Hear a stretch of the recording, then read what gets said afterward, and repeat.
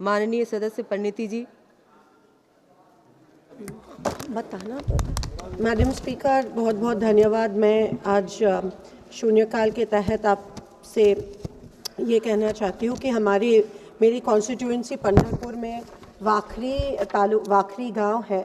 वहाँ पे तिथे 5 दिवसापासून ऊसाचे शेतकरी त्या ठिकाणी उपोषणावर, आमरण उपोषणावर बसले आहेत आणि गेले 5 दिवस त्यांनी एक खूप तीव्र हे आमरण उपोषण चालू आहे। कारण का सोलापूरच्या आजूबाजूला जे साखर कारखाने आहेत त्यांनी त्यांचा जी इन्स्टॉलमेंट आहे, मुआवजा जो आहे तो 3200 ते 3500 रुपये फिक्स केला आहे। पण सोलापूरचे जे साखर कारखाने आहेत ते अजूनही शेतकऱ्यांना फक्त 2800 रुपये देत आहेत।